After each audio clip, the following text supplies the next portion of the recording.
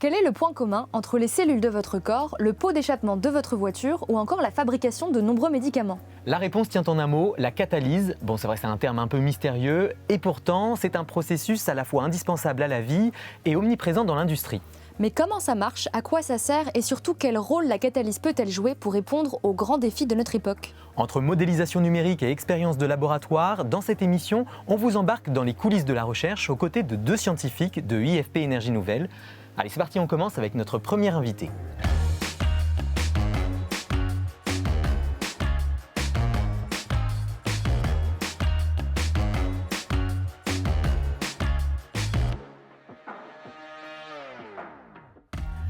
Salut à toutes et à tous, ravi de vous retrouver pour une nouvelle plongée au cœur de la science.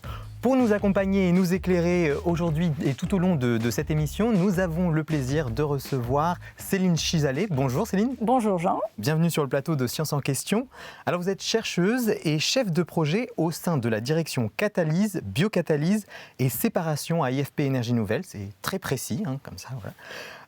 Alors la catalyse, c'est un sujet dont on n'a pas l'habitude d'entendre parler, mais est-ce que du côté de la recherche et des chercheurs, il y a une communauté scientifique bien organisée et active dans ce domaine? Oui, tout à fait. À l'échelle française comme à l'échelle mondiale, la communauté de catalyse est très active depuis des décennies, tant du point de vue de la recherche fondamentale qu'appliquée. Et en particulier, on en prend la mesure lorsqu'on fréquente les conférences internationales de catalyse qui réunissent tous les 4 ans la communauté pour partager les résultats les plus récents et les objectifs communs pour l'avenir. Et justement, j'ai participé très activement à l'organisation de l'une d'entre elles en 2024 à Lyon, donc, qui a réuni 2300 participants de 58 pays. Ça donne une idée de... Oui, donc c'est quand même quelque chose d'assez conséquent. Oui. Et donc à l'occasion de ces congrès, l'objectif c'est de donner un peu les grandes lignes aussi directrices en matière de recherche. Tout à fait, en s'appuyant sur les résultats innovants que chacun des chercheurs partage avec ses pairs, de nouvelles perspectives émergent, des nouvelles collaborations également, parce qu'on promeut la mise en contact de chercheurs qui ont des intérêts communs et des approches complémentaires, collaborations qui peuvent aller au-delà de la conférence elle-même et au-delà des frontières nationales. Et bien c'est ce qu'on va découvrir tout au long de cette émission. Bon, par contre, les mots catalyse et catalyseur ne parlent peut-être pas à tout le monde. Donc avant d'aller plus loin, on a testé les connaissances du public avec un petit quiz qu'on a posté sur Instagram en amont. On leur a tout simplement demandé s'ils savaient ce qu'était un catalyseur et on avait 4 propositions possibles. Un mini-réacteur nucléaire, un outil pour concentrer l'énergie, un type de batterie ou une substance qui accélère une réaction chimique. On a été inspirés. Voilà, on peut regarder la réponse. Voilà, 72%, une substance qui accélère une réaction. Alors, est-ce que le public a bien répondu? Tout à fait, je suis assez épatée par le niveau de connaissance du public ou d'intuition du public. Effectivement, par définition, un catalyseur est une substance chimique qui accélère une réaction chimique que va subir certains composés qu'on appelle des réactifs. Donc, c'est un ensemble de molécules dont on part et on souhaite en obtenir d'autres, qui sont des produits. La plupart du temps, les réactions chimiques sont lentes et pour les accélérer, certains composés, donc les catalyseurs, ont l'aptitude, en interagissant avec les réactifs, d'accélérer les réactions, mais sans être impliqués dans le bilan de la réaction, c'est-à-dire qu'à la fin du processus, ils sont généralement régénérés. Donc l'idée est d'accélérer ces réactions, ce qui se décline en termes pratiques par l'abaissement de l'énergie requise pour activer ces réactions. On a un petit graphique qui illustre ça, on va le regarder, vous allez nous le décrire. Donc c'est ce que vous disiez, donc là on a 2 courbes, vous pouvez nous les décrire, est-ce que vous pouvez nous dire ce que ça représente? Tout à fait, donc cette représentation, on représente l'énergie du système chimique que l'on considère. Le système c'est quoi? C'est le réactif plus le catalyseur? C'est exactement ça, dans le milieu ambiant, donc dans un réacteur, dans un récipient, vous avez plusieurs composés. Qui peuvent être sous plusieurs formes, des liquides, des gaz, des solides. Vous partez de la gauche du diagramme, donc de ce qu'on appelle les réactifs, et à la fin, vous arrivez sur les produits qui sont à droite. Pour que le système puisse produire les produits à partir des réactifs, en l'absence de catalyseur, il va suivre la courbe rouge. Et donc, on grimpe une sorte de col. C'est un peu comme quand on doit faire une randonnée en montagne. Le système doit passer par des cols pour passer d'une vallée, celle des réactifs, à une autre, celle des produits.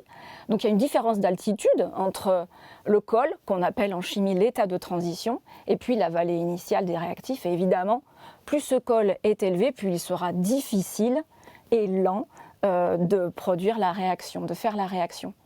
L'intérêt du catalyseur, c'est justement de nous faire basculer sur la courbe verte, à savoir de dessiner un nouveau paysage de montagne, de dessiner de nouveaux cols grâce à l'intervention de ces atomes constitutifs, de générer des nouvelles vallées aussi. On en voit une au centre qui est d'altitude un petit peu plus élevée que celle des réactifs et des produits. C'est ce qu'on appelle des intermédiaires réactionnels.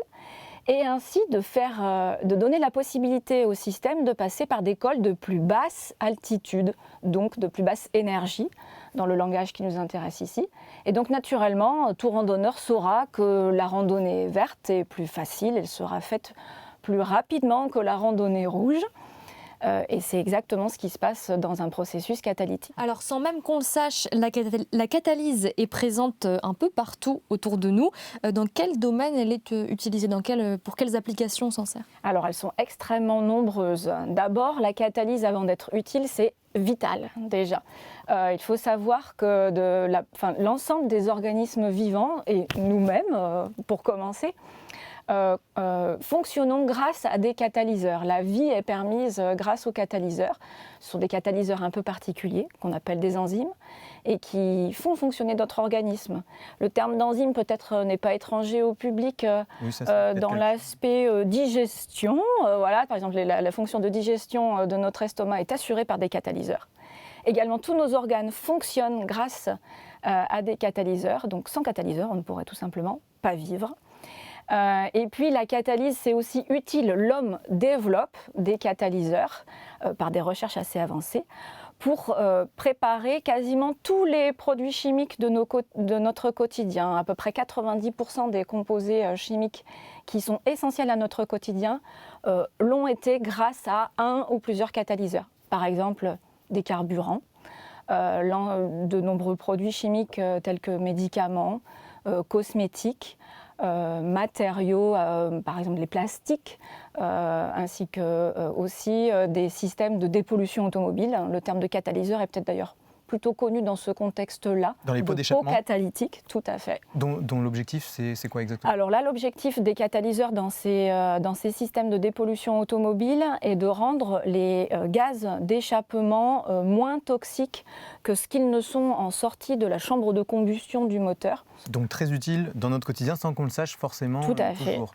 Alors, il en existe 3 grands types. Vous avez commencé un peu à l'évoquer. Est-ce que vous pouvez nous présenter ces 3 grands types de catalyseurs qui permettent de faire la catalyse? Tout à fait. Donc le premier que j'ai évoqué, celui qui est essentiel à la vie, c'est un catalyseur qu'on appelle donc une enzyme. Et ça, c'est un catalyseur qui évolue dans des conditions compatibles avec la vie. Ce sont des molécules d'assez grande taille et qui sont produites par des organismes tels que des bactéries, des champignons ou des levures, et qui sont utiles à la vie, mais aussi à des procédés utiles pour les applications de tous les jours. Et il y a d'autres types de catalyseurs qui peuvent aussi évoluer dans des conditions qui ne sont pas forcément compatibles avec la vie, donc qui élargissent le champ des applications possibles. Alors là, vous nous avez voilà, j'ai amené à la fois objets, des échantillons et des modèles. Donc là, vous avez les échantillons réels, tels qu'on les manipule, et puis ici, quelques modèles moléculaires. Donc la deuxième famille de catalyseurs que l'on peut illustrer sont des catalyseurs homogènes. Alors ça ressemble à ce genre de composés tels que ceux qui sont présentés ici dans des solutions. Donc un catalyseur homogène, c'est un catalyseur qui est dans la même phase physico-chimique que les réactifs qu'il va devoir transformer. Et la plupart du temps, c'est dans une phase liquide. Donc on a affaire à des solutions qui peuvent avoir des couleurs variées. Certaines peuvent être brunes, rouges, vertes. Alors souvent, quand elles contiennent en particulier des entités qu'on appelle des complexes de métaux de transition. Okay. Donc ce sont technique un peu. Voilà, ce sont des molécules, mais j'en ai amené une pour vous montrer. Alors ici, il s'agit d'un modèle moléculaire. Donc c'est un zoom très grossi de ce qui peut être contenu dans des solutions de catalyseurs homogènes. Donc des choses qu'on ne voit pas du tout à l'œil nu. Exactement. Là, typiquement, l'objet que je vous montre représente un assemblage d'atomes. Donc chacune des billes que vous voyez représente un atome. Et l'ensemble du catalyseur a une taille typique d'environ 1 nanomètre, c'est-à-dire 1 milliardième de mètre. Donc ça, c'est la structure globale. Est-ce qu'il y a, donc vous parliez du catalyseur homogène, est-ce qu'il y en a d'autres types?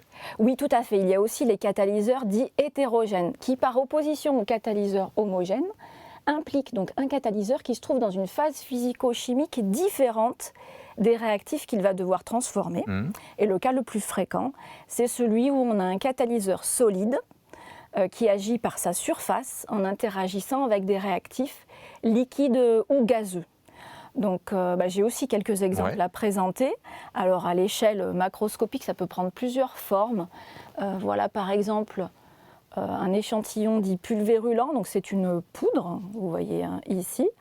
Ici, il s'agit d'une poudre d'un hydroxyde d'aluminium qu'on appelle la beumite, qui est un précurseur de catalyseur très employé.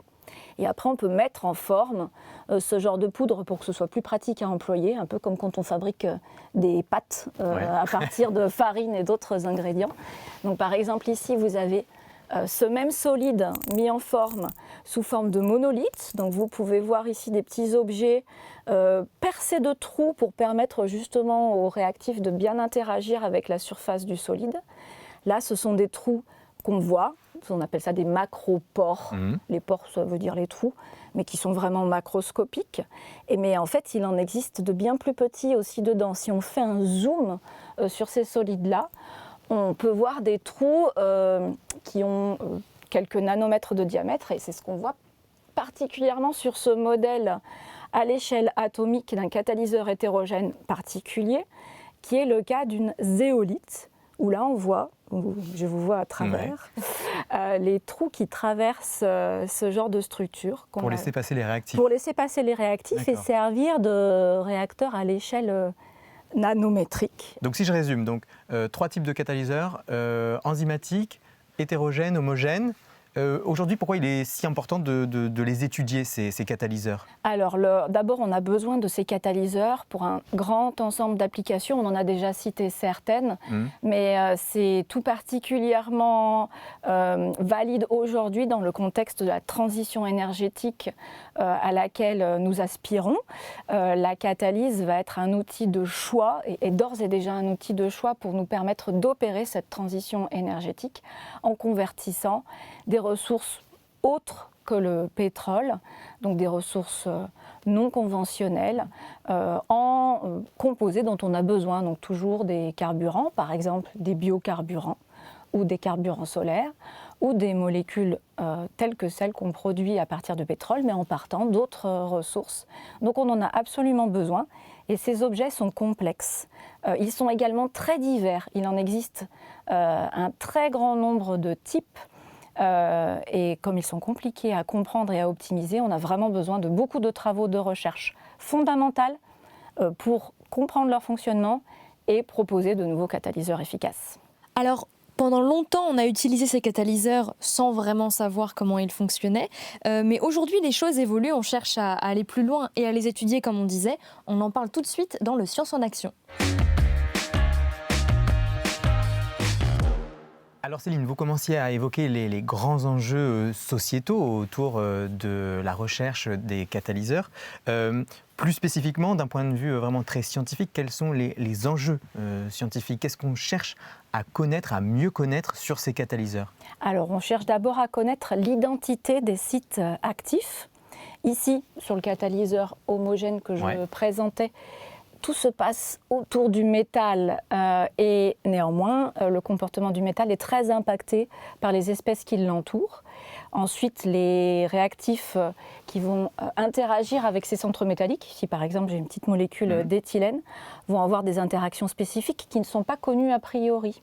On a besoin de comprendre le fonctionnement de ces catalyseurs pour ensuite optimiser leur fonctionnement, voire choisir un autre catalyseur qui aurait des chances de mieux fonctionner. Je m'engage dans une analogie, je ne suis pas sûr que ça fonctionne, vous allez me dire, mais c'est comme anticiper ce qui pourrait se passer lors d'une première rencontre entre deux individus. Est-ce que ça va matcher ou pas Tout à fait. Et en particulier, par exemple, pour illustrer la catalyse, on a besoin d'accélérer les réactions. Donc on va être intéressé par avoir une vitesse maximale de rencontre. Par exemple, ici, entre cette molécule et celle-ci, qui est une molécule de dihydrogène, pour pouvoir produire cette molécule qui est dite hydrogénée. Mais on a aussi besoin d'optimiser la sélectivité de la réaction. Ça veut dire quoi ça ? Alors la sélectivité, ça désigne le fait qu'un ensemble de réactifs peut donner lieu aux produits que nous souhaitons, mais aussi à une myriade d'autres produits que nous ne désirons pas. D'accord, donc on n'obtient pas systématiquement le même résultat à la fin. Exactement, et en particulier lorsqu'on fait la réaction sans catalyseur, elle est souvent d'une part lente, mais en plus peu sélective, c'est-à-dire qu'on obtient une myriade de produits très divers. Le catalyseur va généralement orienter la formation d'un des produits parmi l'ensemble des produits possibles. On dit alors qu'il est très sélectif. Là, si on reprend l'analogie montagnarde de tout à l'heure, ça signifie qu'on part d'une même vallée des réactifs. Je crois qu'on a une image qui illustre ça. Voilà, tout à fait. Donc on part d'une même vallée des réactifs, mais on peut imaginer accéder à plusieurs vallées. Bon, sur le schéma, il y en a 3. Celle des produits 1, celle des produits 2, celle des produits 3. Ça correspond en termes chimiques à des structures moléculaires différentes. Par exemple, on pourrait imaginer, à partir de cette molécule, aboutir à celle-ci. Alors, si on imagine que les petites boules grises et les petites boules vertes que j'ai mises ici en couleur pour illustrer autre chose, mais sont les mêmes que les boules blanches ici, au lieu d'obtenir cette molécule. Alors tout dépend laquelle on souhaite, mais un catalyseur, selon le choix que vous allez faire de l'identité du catalyseur, va vous orienter soit vers le produit 1, soit vers le 2, soit vers le 3. Et ainsi, vous pouvez choisir la sélectivité de votre procédé. Donc on a tout intérêt à bien connaître notre catalyseur et à le produire de la manière la plus précise possible, on va dire. Exactement. Alors on se doute, vous nous l'avez expliqué, que vous travaillez à très petite échelle. Ça doit être très compliqué de le faire en laboratoire, j'imagine. Donc pour ça, vous travaillez plutôt sur des modèles numériques. Est-ce que vous pouvez nous expliquer ce que c'est ? Oui, tout à fait. Alors la thématique de catalyse, le thème de recherche lié à la catalyse est très varié. Ma spécialisation plus personnelle, c'est celle de la modélisation à l'échelle atomique des catalyseurs et de leur fonctionnement. Alors l'idée dans ce genre de travaux, dont un des résultats est présenté à l'écran. Donc ça c'est un modèle, c'est un catalyseur ce qu'on voit. Ah là, c'est un modèle de catalyseur, voilà. Modélisé sur ordinateur. Exactement. Donc on imagine, de par des connaissances antérieures qu'on a, la structure, l'agencement atomique qui pourrait constituer le catalyseur. Ce que je présentais tout à l'heure, c'est effectivement aussi le produit d'un ensemble d'investigations, mais on peut le faire aussi par le calcul. Et ensuite, on résout une équation qui caractérise le comportement de ces atomes. Comme on est à l'échelle atomique, les lois qui sont valides à l'échelle macroscopique, les lois de la mécanique typiquement, ne sont plus vraiment les mêmes. Donc on se la gravité par exemple, c'est quelque chose qui ne s'applique plus à cette toute petite échelle. C'est ça, on est sur des objets vraiment extrêmement légers pour lesquels la gravité n'a que peu d'effet. Et donc les calculs dont vous parlez, ils permettent de reproduire un peu ces lois physiques, c'est ça ? Exactement. Okay. Alors en pratique, on résout l'équation de Schrödinger, qui était un chercheur autrichien qui a été récompensé du prix Nobel pour ces théories-là, sur l'ensemble d'atomes qu'on imagine, ce qui nous permet d'une part de quantifier l'énergie du catalyseur qu'on est en train de considérer et de voir aussi si sa géométrie a été imaginée correctement ou bien si les atomes doivent être repositionnés pour donner lieu au système le plus stable possible. Alors, vous ne partez pas de zéro pour produire ces modèles. Qu'est-ce que vous utilisez ? Donc, les fameuses lois qui sont définies, mais est-ce que vous avez d'autres informations à votre disposition pour construire ce modèle? Tout à fait. Alors déjà, on va se baser sur l'ensemble des connaissances expérimentales qui ont déjà été documentées par des collègues, par l'analyse reportée dans la littérature. Ce sont des données qui peuvent provenir d'un grand nombre d'expérimentations, notamment de spectroscopie. Les spectroscopies, ce sont des techniques d'analyse qui consistent à étudier les entités chimiques, dont les catalyseurs, avec de la lumière à différentes énergies. Ça nous renseigne énormément sur déjà la composition du catalyseur et déjà certains agencements d'atomes les uns par rapport aux autres. Donc ça nous aide. Si je comprends bien, on regarde comment se comporte le catalyseur en conditions réelles et on se dit, bon, s'il se comporte ou s'il réagit comme ça, c'est probabprobablement qu'il y a tel atome agencé comme ci ou comme ça. Tout à fait. On peut même avoir certaines techniques de microscopie qui font des sortes de zoom, d'imagerie, presque à l'échelle atomique, pour certaines avec une résolution atomique. C'est de plus en plus développé avec des techniques de pointe. Donc là, vous avez directement la photo finalement de l'agencement des atomes. Exactement, même s'il s'agit d'une photo souvent bidimensionnelle. Certaines techniques parviennent aussi à nous donner des idées tridimensionnelles. Mais néanmoins, même avec toutes ces techniques de pointe, il demeure quand même souvent assez difficile de proposer un modèle non ambigu ou suffisant pour appréhender toutes les propriétés à l'échelle atomique. Et c'est en cela que les calculs théoriques menés main dans la main avec ces approches expérimentales apportent des informations considérables. Mais l'idée, c'est de reproduire le plus fidèlement possible le catalyseur sur ordinateur, pour après, j'imagine, faire tout un tas de tests. On va l'évoquer. Est-ce que vous travaillez, sur un catalyseur en particulier? Je crois que celui-là, vous l'aimez bien. Oui, je l'aime bien parce que j'ai élaboré ce modèle personnellement. Et alors, ce sont des catalyseurs. Moi, je travaille surtout dans le domaine de la définition des catalyseurs hétérogènes, donc qui appartiennent, par exemple, à la famille de ceux-ci. Ceux qui sont montrés à l'écran, c'est un modèle de silice-alumine amorphe. Alors, c'est un catalyseur très compliqué. On s'en sert pour quoi, par exemple? Alors, on s'en sert, par exemple, pour promouvoir des réactions de déshydratation d'alcool en molécules carbonées, utiles pour faire des carburants ou des polymères par la suite, ou également pour couper de grosses molécules en molécules plus petites lorsqu'on veut ajuster la taille de ces dernières. Pour des applications diverses aussi en chimie ou dans le domaine des carburants. Et dans le nom de silice-alumine amorphe, ça vous indique qu'on a un peu de silicium, un peu d'aluminium, mais que le tout est amorphe, donc sans forme. Donc il est très compliqué expérimentalement de définir la structure à l'échelle atomique de ces entités. Donc un certain mystère tourne autour du fonctionnement de ces entités-là, et c'est en cela que le calcul à l'échelle atomique peut apporter des éclairages, même si pour le coup il est complexe d'établir un modèle de ces systèmes-là, puisqu'ils n'ont pas de forme. Alors, à l'inverse, celui-ci, la zéolite, a quasiment la même composition que celui qui est illustré là, mais il a une forme, il a un agencement mieux défini. Alors comment vous l'utilisez ce modèle ensuite? Donc là, on a commencé à l'évoquer là, pour le construire, mais comment vous l'utilisez et qu'est-ce que vous étudiez? Alors une fois qu'on a un modèle dans lequel on a confiance, de par la comparaison avec l'expérience, on va essayer de calculer comment il interagit avec les réactifs. Donc par exemple, avec cette molécule. Quelles vont être les interactions des atomes du catalyseur avec les atomes de la molécule.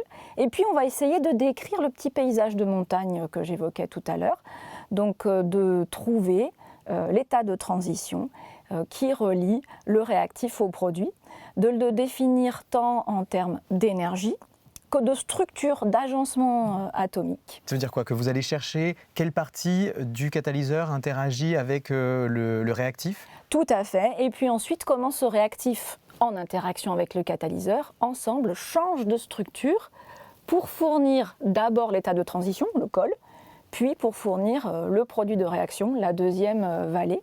On arrive à calculer tout ça. Donc vous regardez finalement tout au long de la réaction ce qui se passe. Tout à fait.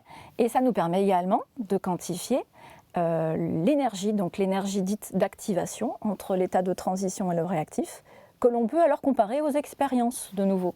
Et donc ça vous donne une idée de la performance du catalyseur ? Tout à fait. On recherche généralement des énergies d'activation les plus faibles possibles pour avoir une randonnée la plus facile possible, la plus rapide.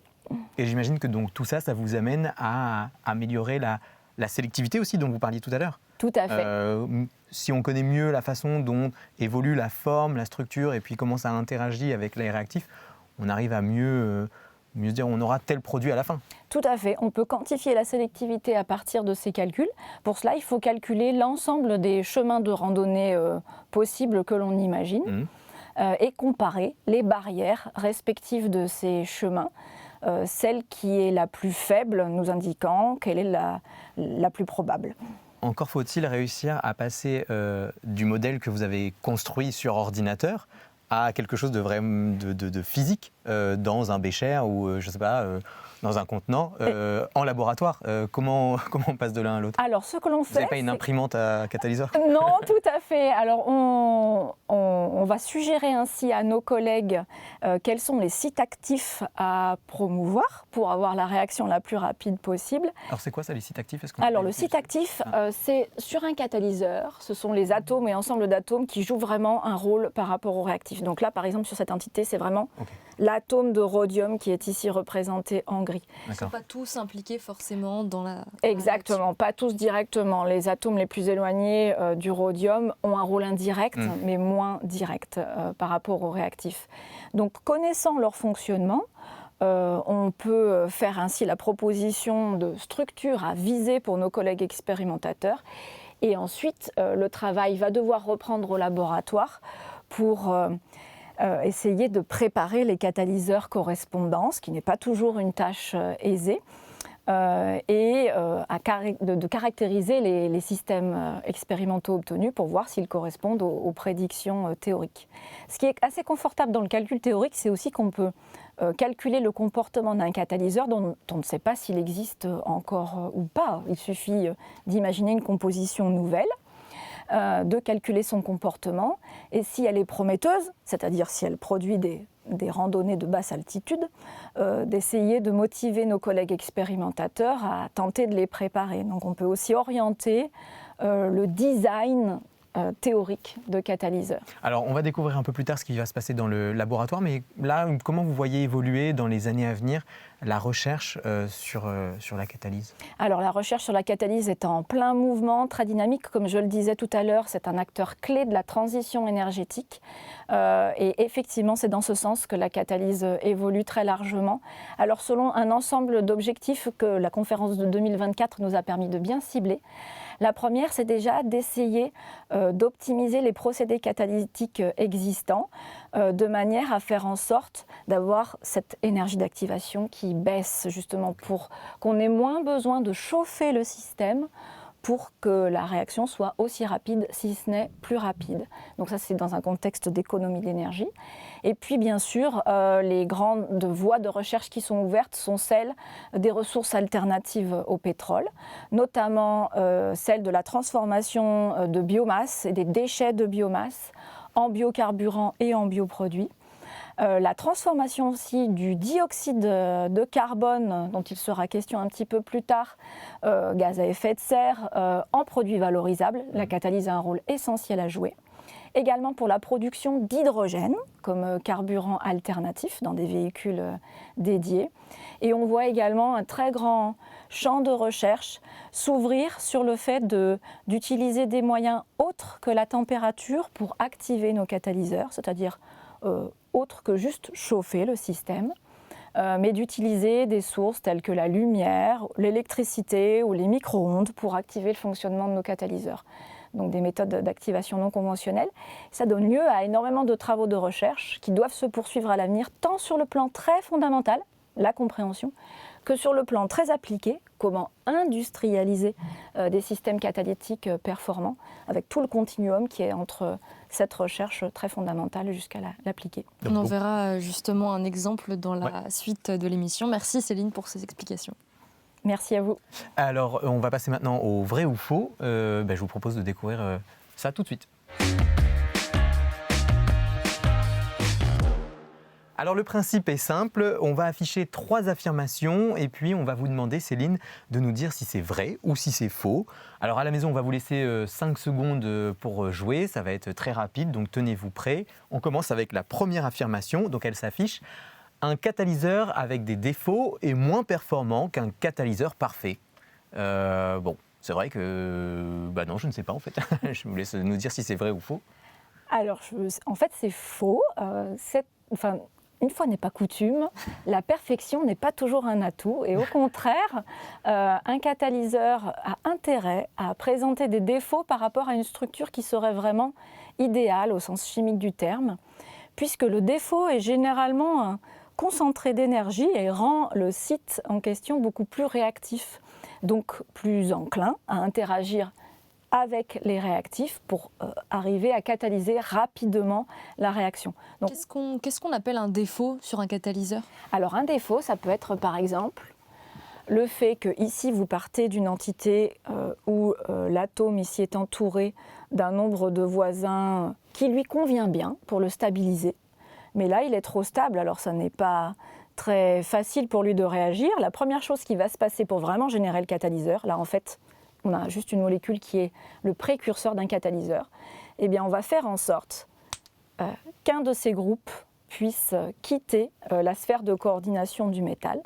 Et ça constitue un défaut sur lequel les molécules de réactifs vont se ruer pour stabiliser à la fois la molécule et le site catalytique. C'est vrai aussi pour le catalyseur hétérogène qui présente par exemple des défauts ici en bordure de cristal. Donc ce sont généralement des voisins qui manquent à des atomes qui le rendent enclin à avoir un nouveau voisin, celle de la molécule de réactif. Donc c'est mieux parfois d'avoir des imperfections. Voilà. Tout à fait. Passons à l'affirmation numéro 2. Après utilisation, un catalyseur devient un déchet, donc un déchet dans le sens quelque chose qu'on ne va pas réutiliser ou qu'on va jeter. Est-ce que c'est vrai ou est-ce que c'est faux ? Alors là encore, c'est de nouveau faux. En théorie et par définition, un catalyseur donc, accélère une réaction sans entrer dans le bilan de la réaction. Donc une fois qu'il a interagi avec les réactifs et qu'il les a transformés en produits, les produits sont évacués vers le milieu extérieur et un nouveau cycle catalytique peut s'amorcer pour convertir une nouvelle molécule de réactif. En théorie, à l'infini.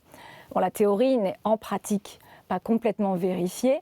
Des phénomènes parasites de désactivation du catalyseur se produisent, ce qui amène à un affaissement des performances du catalyseur au cours du temps. Mais dans ce cas-là aussi, on a une solution pour faire en sorte que le catalyseur ne soit pas un déchet. Pour de très nombreux catalyseurs, on sait régénérer ou recycler ces catalyseurs pour qu'ils retrouvent leur performance initiale et qu'ils puissent ainsi de nouveau être impliqués avec une durée de vie assez prolongée dans un grand nombre de sites catalytiques. On fait du recyclage des déchets. Tout à fait. Alors, troisième et dernière affirmation, un catalyseur peut aussi ralentir une réaction chimique. C'est vrai que jusqu'à présent, on a parlé d'accélérer. Pourquoi pas ralentir ? Est-ce que c'est vrai ou est-ce que c'est faux ? Alors, de nouveau, ce sera faux. Je suis désolée. Tous les choix ont été faits dans ce sens-là. Alors, il existe des entités chimiques qui, effectivement, ralentissent une réaction par rapport à une situation où cette entité chimique serait absente. Mais de fait, on ne l'appelle pas un catalyseur. Un catalyseur, par définition, par la définition d'ailleurs qui en a été donnée dès le 19e siècle, est une entité qui est capable d'accélérer une réaction. Les entités qui ralentissent les réactions, on les appelle plutôt des inhibiteurs. Certaines d'entre elles peuvent aussi ralentir le fonctionnement du catalyseur lui-même, donc se constituer comme des poisons, donc on va chercher à les éviter dans le milieu réactionnel.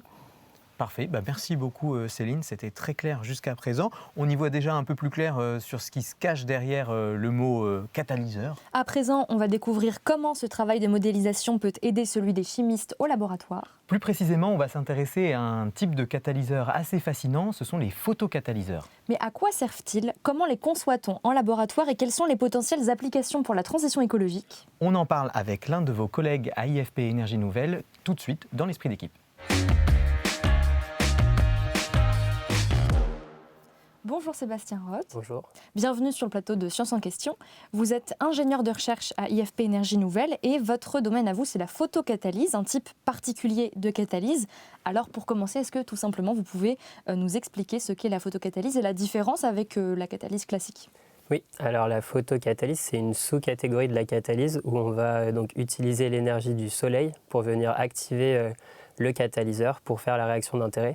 Et du coup, là, on ne parlera plus de catalyseur, mais de photocatalyseur pour photocatalyse. Donc, on l'a dit, dans une réaction, dans la catalyse classique, ce qui active le catalyseur, c'est la température ?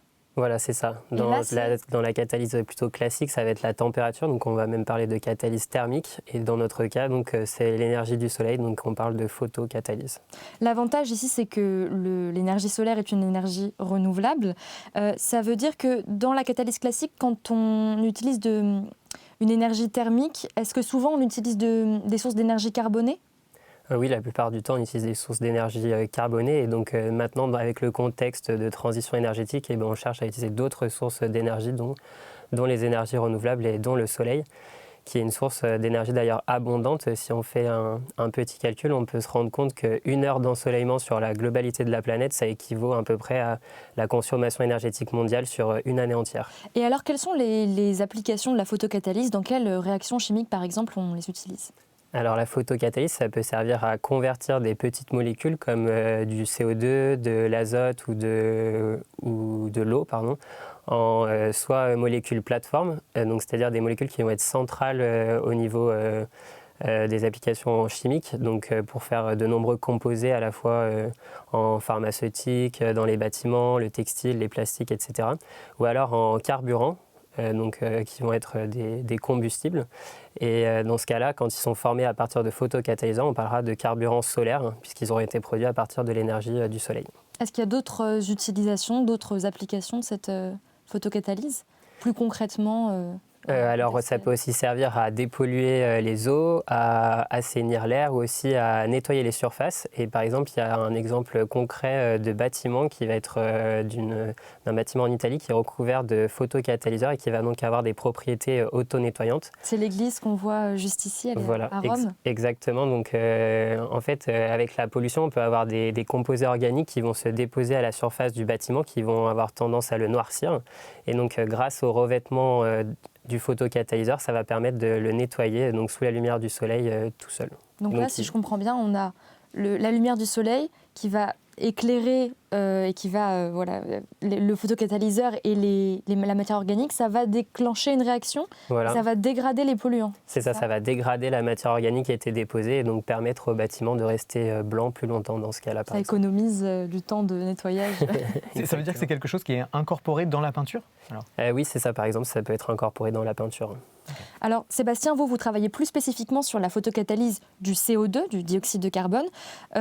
Donc, si je résume, en faisant réagir du CO2 avec des photocatalyseurs qui sont activés par la lumière du soleil, vous cherchez à convertir le CO2 en autre chose. On l'a dit, soit des molécules plateformes, soit des carburants. Est-ce que vous pouvez nous donner quelques exemples de molécules ou de carburants qu'on peut obtenir en convertissant le CO2 ? Oui, alors comme molécule plateforme, on peut obtenir de l'acide formique, du méthanol ou du formaldéhyde par exemple, qui vont donc tous les trois avoir des applications, soit comme je le disais en pharmaceutique, textile et construction. Et comme carburant solaire, on peut obtenir du méthane et de l'éthane par exemple, qui sont utilisés comme combustible pour produire de la chaleur par exemple. D'accord. La photocatalyse du dioxyde de carbone, elle est parfois surnommée la photosynthèse artificielle. Pourquoi est-ce qu'on compare avec ce mécanisme-là ? Oui, alors c'est parce que la photocatalyse du dioxyde de carbone, ça s'inspire de ce que fait la nature avec la photosynthèse. Donc ça, je pense que ça parle peut-être à tout le monde plus que la photocatalyse du CO2. Où donc les plantes vont utiliser le CO2 pour le convertir à l'aide de la lumière du soleil pour former des sucres qui sont utiles à leur métabolisme et leur permettre de grandir et de vivre. Et donc nous, on va chercher à faire la même chose avec les photocatalyseurs.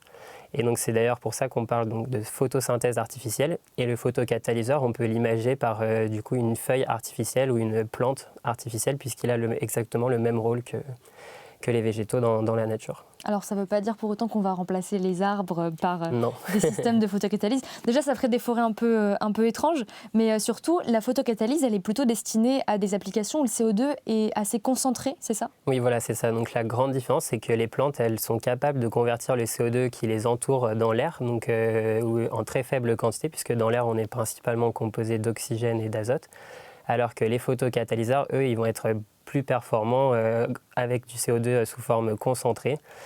Donc c'est pour ça que nous, ce qu'on viserait plutôt comme application, c'est de se placer directement en sortie de cheminée d'usine, où donc les fumées disposent déjà de CO2 concentré pour être converties directement.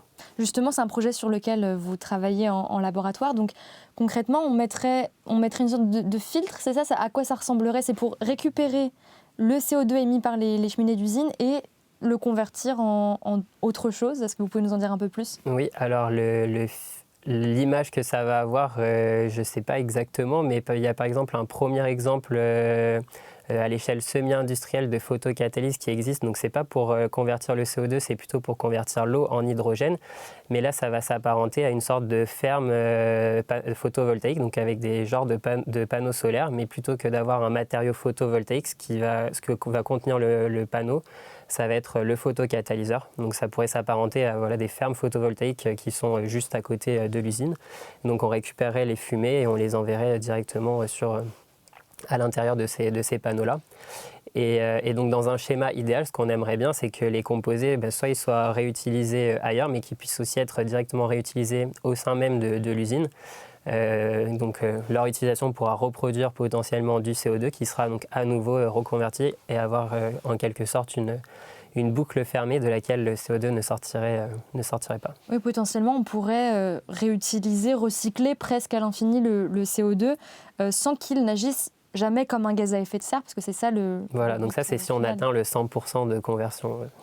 Alors évidemment, il y a un fort enjeu écologique derrière le développement de cette technologie, étant donné que, on le rappelle, le dioxyde de carbone, c'est l'un des principaux gaz à effet de serre et il contribue fortement au dérèglement climatique. Alors concrètement, comment ça se passe au laboratoire? Votre objectif, c'est de tester différents photocatalyseurs et le but, c'est quoi? C'est de voir lesquels convertissent le mieux le CO2? Oui, voilà. Alors nous, on travaille sur la synthèse des photocatalyseurs donc, au laboratoire, leur caractérisation pour avoir leurs propriétés dont parlait Céline tout à l'heure, par exemple. Et ensuite, on vient les tester sur une unité qu'on a qui est dédiée à IFP Énergie Nouvelle, qui vient donc être représentative un peu de l'application qui est visée, donc de sortie de cheminée d'usine. Donc justement, là, on a un schéma qui explique ce sur quoi vous travaillez. Est-ce que vous pouvez nous décrire ce qui se passe? Oui, donc on envoie le CO2 en phase gaz qui va se mélanger à de l'eau, donc tous les deux en phase gaz. Donc ça va être nos deux réactifs. Ils vont être envoyés vers le réacteur qui est au centre de l'image. Donc à l'intérieur, on va avoir notre photocatalyseur qui va être déposé en couche mince. Et donc ce photocatalyseur, il va être illuminé par une lampe qui vient simuler l'énergie du soleil sur une certaine gamme de longueur d'onde. Et donc après, la réaction va se passer au niveau du réacteur. Et en sortie de réacteur, on va récupérer les produits qu'on a formés et les analyser par chromatographie phase gaz, dans notre cas. Vous l'avez dit, avant de tester ces photocatalyseurs, vous les synthétisez, donc vous les fabriquez en fait Oui. en laboratoire. Déjà, comment on trouve de nouveaux photocatalyseurs? C'est là que peut-être les travaux de Céline peuvent vous aider? Oui, exactement, c'est une des possibilités. Ça peut être du coup les travaux de Céline qui vont nous orienter vers des candidats potentiels qui seraient intéressants de synthétiser et de tester en photocatalyse. Ou alors ça peut être des inspirations lorsqu'on va lire de la bibliographie sur des publications de nos pairs. Voilà. Et ensuite, comment vous fabriquez le photocatalyseur? Parce qu'on a vu que c'était vraiment à des échelles atomiques. Moi, j'imagine vraiment quelqu'un qui a une pince à épiler, même si bon, c'est beaucoup plus gros, mais qui manipulerait des atomes comme ça. Comment on les fabrique? Alors, il y a plein de voies de synthèse différentes, mais ça va pas être avec une pince à épiler. Je m'en doutais. Ça va plutôt être avec des manipulations classiques qu'on peut faire en laboratoire de chimie, comme tout le monde faisait à l'école, avec des ballons, des béchères, etc., pour donner une image simple. Et alors, quelles sont les propriétés que vous cherchez dans un photocatalyseur? Par exemple, quel serait le photocatalyseur parfait?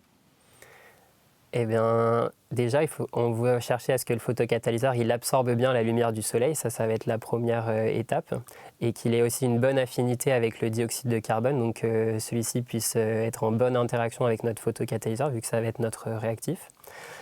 Et ensuite d'avoir la plus grande surface possible, donc pas la surface qu'on va voir à l'œil nu, mais par rapport à tous les micropores dont parlait tout à l'heure Céline, on va avoir une surface qui va se former à l'intérieur du catalyseur, et ça va être la surface active du matériau, donc d'avoir une grande surface pour pouvoir avoir plus de réaction.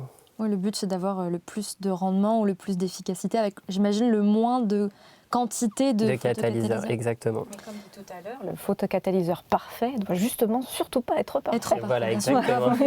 Pour être bien réactif. Voilà. Exactement. Au stade où en sont vos travaux, est-ce que vous avez déjà identifié des photocatalyseurs, des candidats intéressants pour l'application dont on a parlé, donc à la sortie des cheminées d'usine?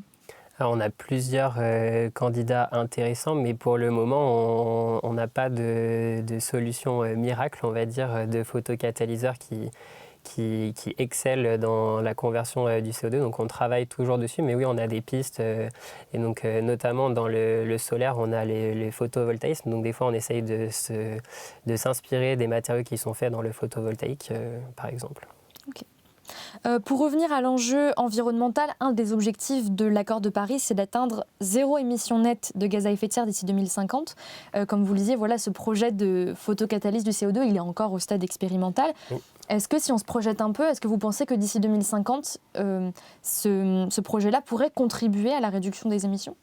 Alors j'espère, mais de manière plus raisonnable, je pense que je peux dire que les premières industrialisations, elles seront sûrement à horizon 2050 et qu'on aura vraiment une technologie plus mature un peu après ces eaux-là. Et donc ça pourra participer à ce net zéro si on ne l'a pas encore atteint. Et sinon, dans tous les cas, ça permettra de diversifier les modes de production d'énergie sans pour autant venir impacter le net zéro qui sera déjà atteint. À l'heure actuelle, quelles sont les grandes barrières qui empêchent de passer à l'échelle supérieure, à l'échelle de l'industrialisation? Alors pour le moment, en termes d'efficacité énergétique, on arrive à environ entre 1 et 5% d'efficacité. Donc c'est ce que la nature fait avec la photosynthèse également. Donc on est aussi bon que la nature. Mais on estime que pour pouvoir industrialiser et commercialiser ce genre de procédé, il faudra atteindre au moins 10% d'efficacité. Donc pour qu'à la fois le procédé soit viable et qu'on ait une empreinte au sol qui soit minime. Donc tout à l'heure on parlait de surface, donc pour éviter d'occuper une trop grande surface pour collecter l'énergie solaire, il faut avoir quelque chose de très efficace pour pouvoir le concentrer sur une plus petite surface. On le rappelle, comme toujours quand on fait des émissions sur des technologies comme celle-ci, on n'est pas là pour présenter une solution miracle qui va forcément remplacer toutes les énergies fossiles. Ce sera un levier parmi d'autres dans le contexte de la transition énergétique. Donc voilà, on n'attend pas non plus, il n'y a pas des promesses. Oui, voilà, il n'y a pas de solution miracle, mais il y a plusieurs solutions qui peuvent toutes entre elles parvenir à améliorer cela. En tout cas, c'est une piste intéressante à explorer, comme pas mal d'autres technologies pour réduire nos émissions de gaz à effet de serre. Et d'ailleurs, ça a fait l'objet de la question qu'on a posée au public. On est allé les rencontrer dans la rue pour savoir ce qu'ils pensaient justement de la technologie pour réduire nos émissions de gaz à effet de serre. Je vous propose d'écouter leurs réponses. Je pense que oui, avec toutes les évolutions technologiques qui arrivent, que moi je m'y connais pas beaucoup, mais je pense que c'est le début à plein de solutions à des problèmes qu'on ne pouvait pas résoudre avant. Donc oui, je pense que ça va main dans la main, quoi. Déjà, alors je vais peut-être dire une bêtise, mais déjà le premier truc qui me vient à l'esprit, c'est les voitures électriques. Même s'il y a de trucs qui polluent dans les voitures électriques, je pense que c'est déjà un début. Oui, à part que les voitures électriques, c'est pareil, il faut des trucs métaux rares et qu'il faut aller les chercher, donc c'est compliqué. Clairement, ouais, et j'ai bon espoir pour que les gens vont trouver des solutions sur plein de moyens, des nouvelles énergies qui seront moins polluantes, bien évidemment. Quoi d'autre encore sur de l'optimisation et sur des moyens de transport différents. On a toujours inventé des choses pour améliorer, pour contrecarrer les inconvénients du progrès. Donc je pense qu'on finira par trouver des solutions. Je pense que c'est plus défavorable à l'écologie, j'ai l'impression, la technologie en général. Ne serait-ce que de par la consommation d'énergie dont elles ont besoin, qu'elles génèrent. Je pense que c'est une bonne partie, mais il y a surtout l'acte humain en fait. Je Je pense que derrière, il faut vraiment que l'humain prenne conscience que en fait, on va dans un gouffre, quoi. On va dans un gouffre et que c'est à nous, la nouvelle génération, de régler pas mal de problèmes qui ont été faits il y a longtemps. Et qu'en fait, il faut qu'on se rende compte de l'enfer que c'est, quoi. Céline, une petite réaction par rapport à ce que vous venez d'entendre? Je pense qu'effectivement, on a un ensemble de remarques pleines de bon sens qui sont faites et qui sont sans doute motivées par l'ensemble d'informations dont le grand public dispose. Donc, effectivement, il y a un vrai besoin de transition énergétique.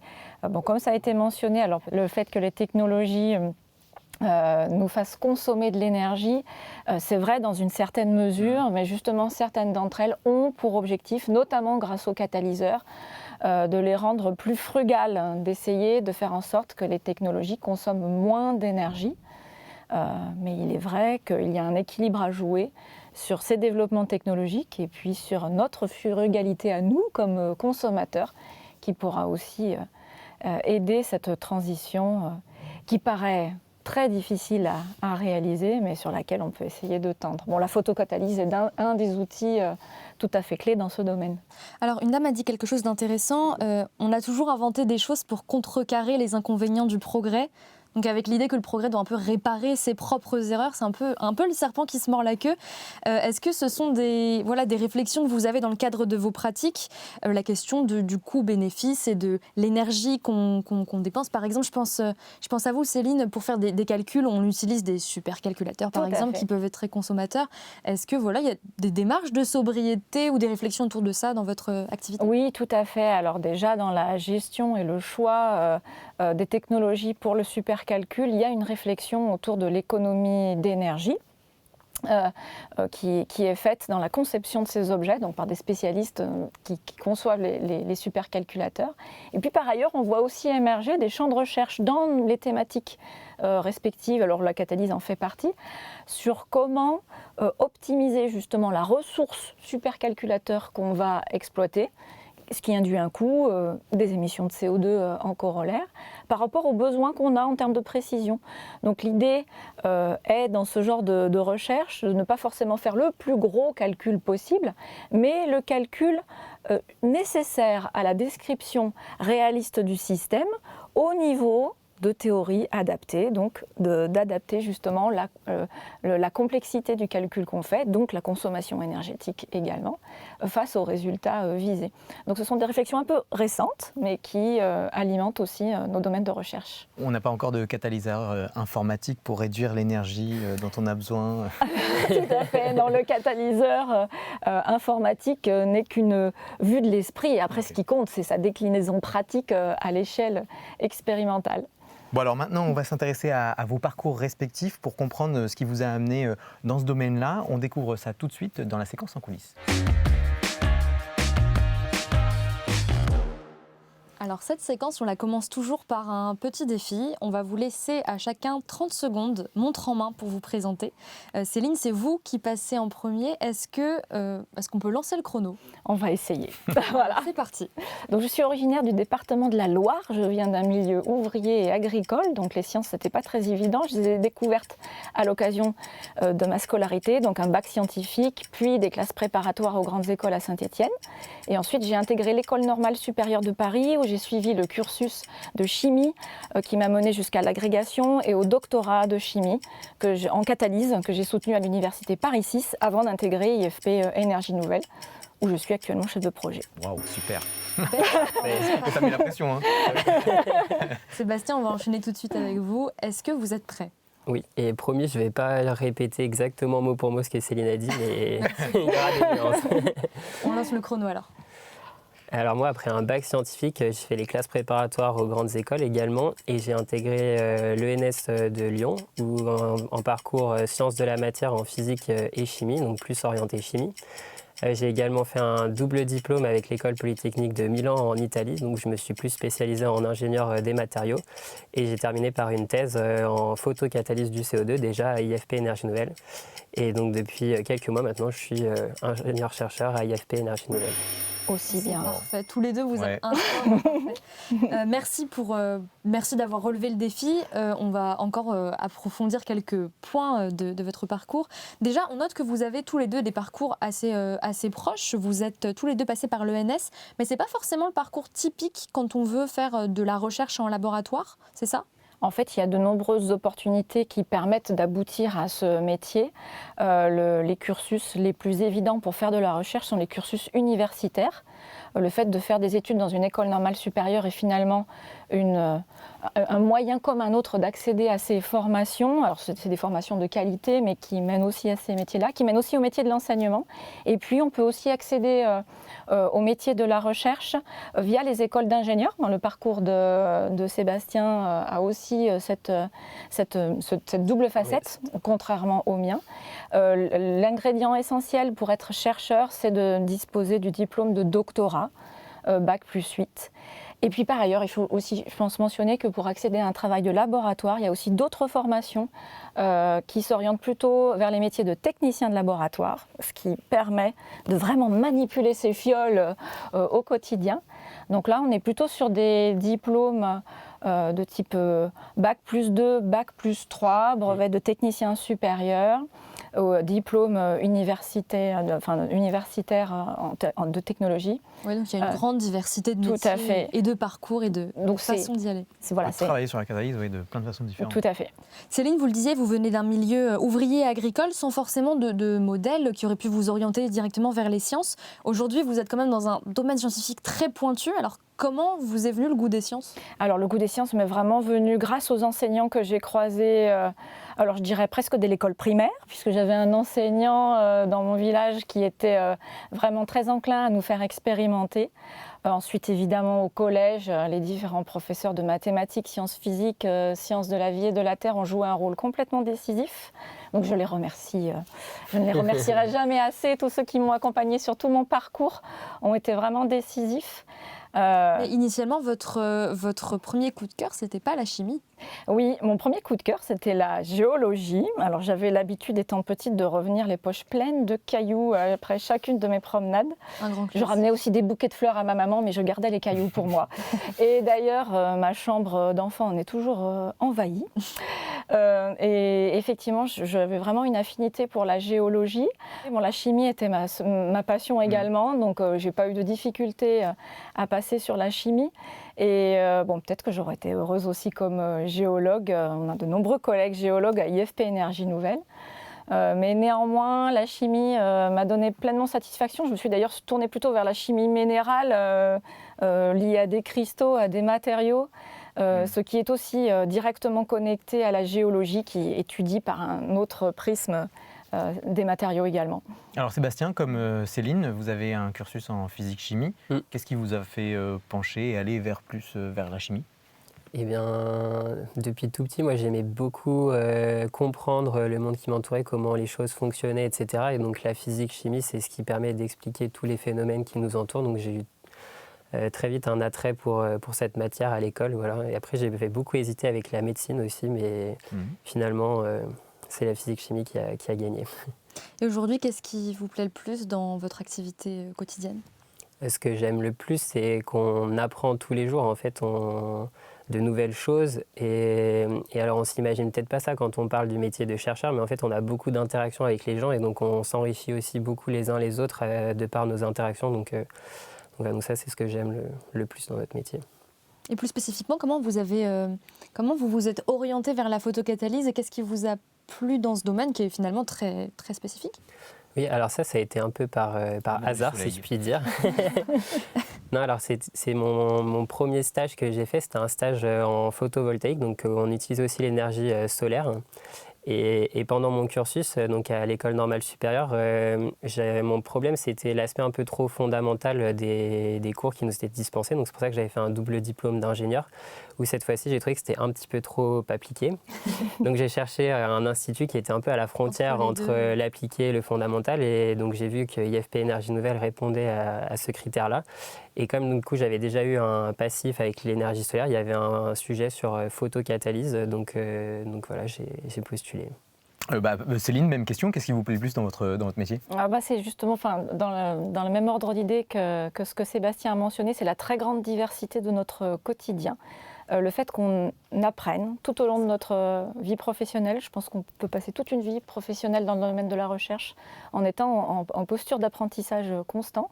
Et la diversité s'exprime aussi entre les phases où on est effectivement très concentré sur l'analyse d'un problème scientifique complexe, donc un peu seul à seul, et puis les phases où on est en partage avec l'équipe avec laquelle on travaille, notamment des jeunes chercheurs et puis aussi des chercheurs plus expérimentés, où les idées fourmillent et où de ces discussions émergent de nouvelles idées. Les moments où on communique aussi de manière très formalisée en conférence nos résultats. Les moments où on répond à des interviews sur des plateaux comme aujourd'hui sont plus rares mais également très appréciables. Ça fait partie de la diversité du métier. Et puis des moments où on rédige, où on écrit pour faire le report scientifique aussi rigoureux et clair que possible, pour ancrer nos résultats pour la postérité et faire en sorte qu'ils puissent contribuer à des progrès par des pairs, par d'autres personnes qui pourraient être inspirées. Alors Céline, vous l'avez dit, vous aimez bien apprendre, mais vous aimez bien aussi enseigner. Vous auriez pu ne pas travailler dans un laboratoire, mais dans une salle de classe. Vous avez donc longtemps hésité entre la recherche et l'enseignement. Oui, tout à fait. À l'École Normale Supérieure de Paris, justement, on forme à la fois des enseignants et des chercheurs, aussi des enseignants-chercheurs. Et effectivement, j'ai beaucoup hésité sur l'une ou l'autre des voies, si bien que j'ai passé le concours de l'agrégation en 2003 pour devenir enseignante, avant d'enchaîner sur un diplôme de doctorat pour découvrir la facette recherche du métier. J'ai un petit peu enseigné aussi pendant cette phase et les hésitations ont continué suite au diplôme de doctorat parce que les deux métiers me paraissaient intéressants avec une gestion du quotidien différente. Et donc pour cette raison, j'ai aussi souhaité découvrir la pratique de la recherche dans un contexte un petit peu différent. Et donc là, j'ai pu avoir cette opportunité à IFP Énergie Nouvelle, ce qui m'a également plu. Mais je continue d'enseigner quand même, un petit peu, pas beaucoup par an, mais au contact des étudiants. On découvre déjà que la manière qu'on doit choisir d'expliquer les choses nous amène à mieux les comprendre également pour nous-mêmes.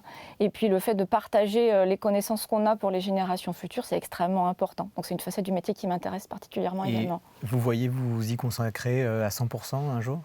C'est tout à fait envisageable, mais je pense que j'aurais quand même du remords et de la tristesse à laisser tomber la stimulation que produit l'activité de recherche. Donc je ne suis pas dans cet état d'esprit aujourd'hui, parce que je suis encore très motivée par le fait de faire des petites découvertes de fourmis, mais de contribuer à l'édifice de l'augmentation de la connaissance est une grande stimulation également. Et vous, Sébastien, si vous deviez vous réorienter, ce serait dans quel métier, quel domaine?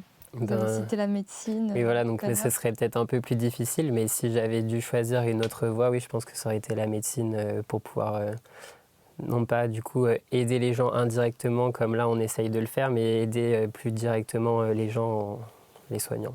Bon, merci beaucoup. Avant de se quitter, on vous a demandé de nous partager une recommandation culturelle, donc on va découvrir ça tout de suite dans la reco des invités. Alors Céline, quelle recommandation avez-vous souhaité nous partager? Donc j'ai choisi de partager avec vous un ouvrage d'un philosophe qui est assez médiatisé, qui s'appelle Charles Pépin. Donc l'ouvrage que j'ai choisi de mettre en avant s'appelle « Les vertus de l'échec ». Alors il est en lien avec notre quotidien de chercheur, puisque des échecs dans la vie du chercheur, il y en a beaucoup, même si aujourd'hui nous donnons une version édulcorée de notre métier et nous montrons que ses facettes les plus luisantes. Il y a quand même des moments de doute, des moments où on ne comprend vraiment pas le comportement de ces objets complexes que sont les catalyseurs. C'est vrai pour tous travaux de recherche. Et on a l'impression d'être dans une situation d'échec. Et dans ces cas-là, il faut trouver la force de rebondir. Mais justement, c'est de l'échec que peut venir aussi l'inspiration pour aller plus loin. Alors Charles Pépin ne parle pas de catalyseur dans cet ouvrage, mais néanmoins l'analogie est tout à fait directe. Alors cet ouvrage m'a aussi, je l'ai trouvé très aidant sur le plan personnel, pas seulement sur le plan professionnel. Donc je pense qu'il peut inspirer de nombreux lecteurs. Il est exprimé dans un langage très clair, très imagé, avec des exemples à la fois tirés de la littérature assez élaborés, notamment de citations de philosophes dont Charles Pépin s'inspire, mais aussi de faits du quotidien qui parlent au grand public.